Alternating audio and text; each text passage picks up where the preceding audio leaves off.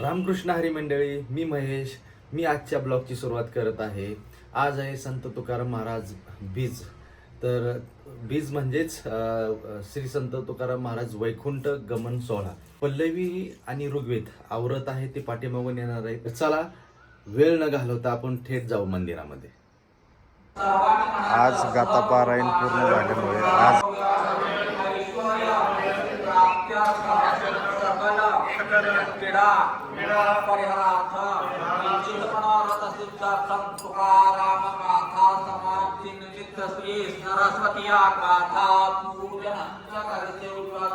गणपती बाप्पा,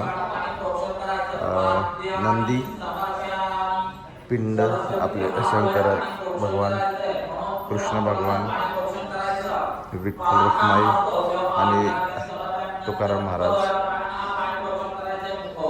राम, लक्ष्मण आणि सीतादेवी, आणि हे आपले हनुमान, जय बजरंग बली.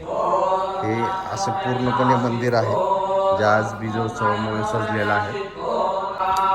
सांगता पारायण चालू आहे.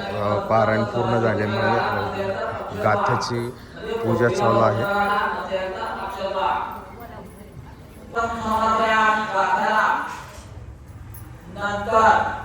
गाथा आणि हळद नंतर कुंकू लावायचं. हळदामध्ये सरस्वती, आरणामध्ये सौभाग्य आणि सर्वकाराने व्यपाम प्रतिवयम कुंकुम पाहणाऱ्या सर्वकाराने व्यपाम प्रतिवयम तुळसपत्रानी तुळशी. अखंड हरिनाम सप्ताह बीजोत्सव, त्या बीजोत्सवाची खीर बनून रेडी आहे. 2 कढई आहेत, एक कढई आणि पलीकडची कढई.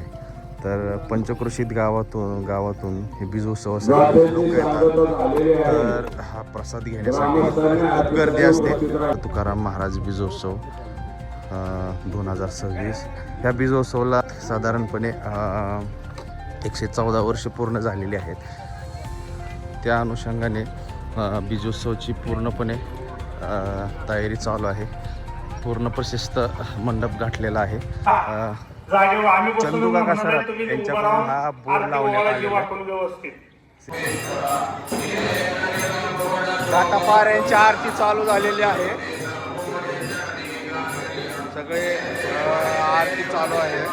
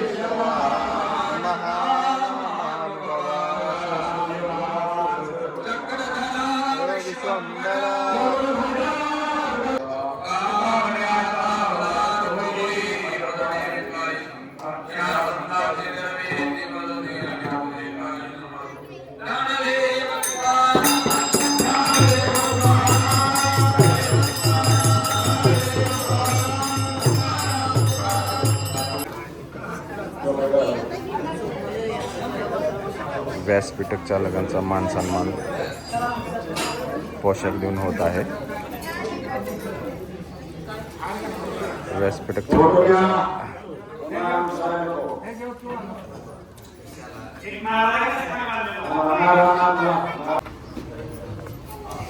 गाथा पारायण पूर्ण झाल्यानंतर सगळे गाथा व्यासपीठ चालकांच्या समोर जमा केला जातो. तर सगळेच वाचक मंडळी गाथा जमा करत आहेत.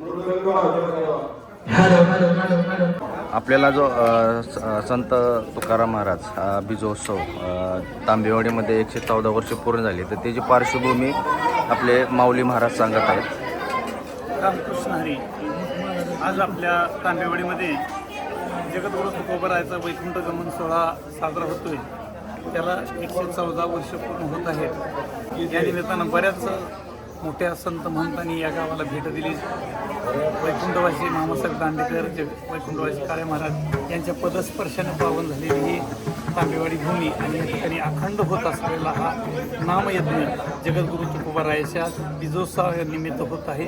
आणि त्यानिमित्त परिसरातील सर्व भाविक या भक्तिभावाने या कार्यक्रमामध्ये सहभागी होतात आणि आपणही यापुढं सर्वांनी सहभागी व्हावं ही सर्वांना विनंती. रामकृष्ण. रामकृष्ण. मी आणि स्नेहल रेडी होऊन कीर्तनाच्या इथे आलेलो. आता मी तुम्हाला बॅक साईडला दाखवते. इथे या मोठमोठ्या कढई आहेत. त्या कढयांमध्ये लापशी जी प्रसादासाठी वापरली जाते आणि ती लापशी शिजवलेली आहे. इथं बॅकग्राऊंडला तुम्हाला हे कीर्तन दिसतंय. हा इतका मोठा सोहळा इथे असतो. आता आम्ही जातोय कीर्तनामध्ये. तिथे तुम्हाला आवाज वगैरे ऐकू येणार नाही कारण माईकचा आवाज जास्त असेल त्यांच्या. सो आम्ही आतमध्ये जातोय आता कीर्तनासाठी. तर त्यांना काय वाटेल आता हे त्यांना वाटलं लग्नवाल्यांना काय ह्यांना वाटलं. काल्याचं कीर्तन चालू आहे. ही अशी गर्दी आहे. जागा नाही म्हणून हे लोक पुढे बांधी सोडी हे तर कीर्तन चालू आहे आणि ऋतूच हा झोपलाय. वर्षा पण धरला पाहिजे. फक्त 2 जण हा वाजवायचे वेळेस वाजवा फक्त असे सगळे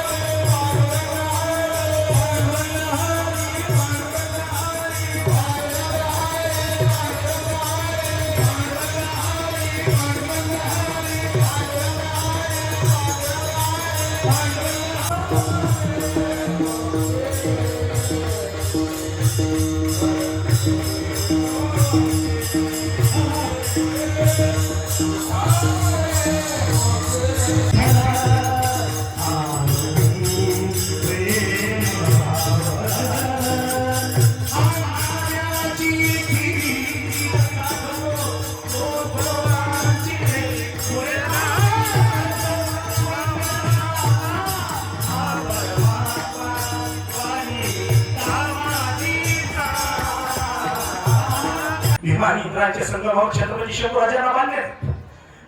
शंभूराजांच्या अंगातून रक्ताचा थेंब थेंब त्या निळ्या आणि काळ्या पाण्यात मिसळत होता. आज पाण्याचा रंग भेसूर झाला.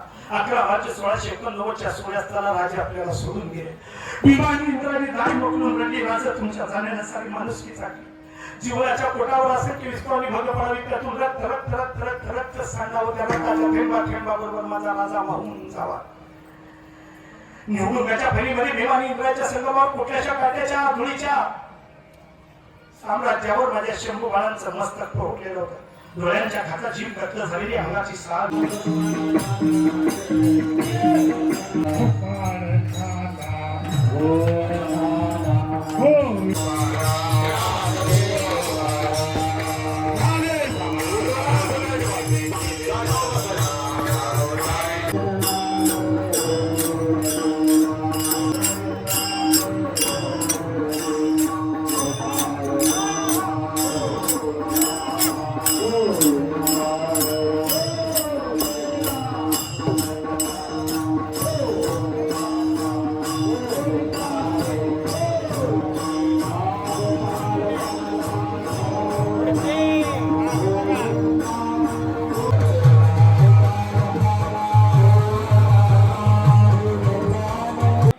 महाप्रसाद वाटायचं काम चालू झालेलं आहे.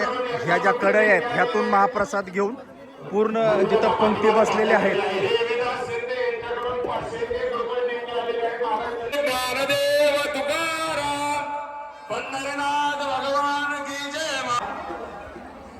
महाप्रसादाचं सुंदर असं आयोजन आहे. सुंदर असं नियोजन.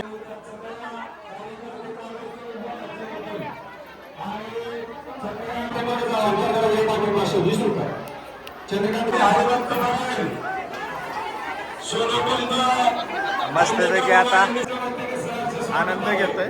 कंटाळ्याला दिसतोय खूप सारं. दुपारचा कार्यक्रम करून आम्ही खूप थकलो होतो.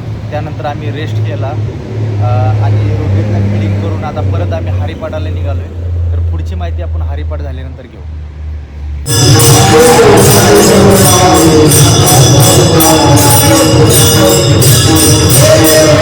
पल्लवी हरिपाठामध्ये उभे आहे. पल्लवीला हरिपाठ यायचं कारण पल्लवीच्या घरी वारकरी संप्रदाय असल्याने पल्लवीला हरिपाठ, वाचन, गायन, अभंग या सर्व गोष्टी येतात आणि हेच संस्कार आम्ही ऋग्वेदला द्यायचा प्रयत्न करत आहे, जेणेकरून ऋग्वेदला कीर्तन, हरिपाठ, प्रवचन यातून चांगले संस्कार घडावं हाच आमचा प्रयत्न. हरिपाठ संपत आलेला आहे. आता माझ्या मामाकडून थोडीशी माहिती घेऊ. तरडगावकर महाराज हे वारकरी नित्यनेमाची वाडी देहू, आळंदी, पंढरपूर आणि पंढरपूरवरून परत देहूला जात असताना त्यांचा परतीचा मुक्काम या आमच्या छोट्याशा तांबेवाडी आता तुकाराम गावामध्ये होता. देहूला जात असताना तब्येत खराब झाल्यामुळे त्यांनी इथंच मुक्काम केला.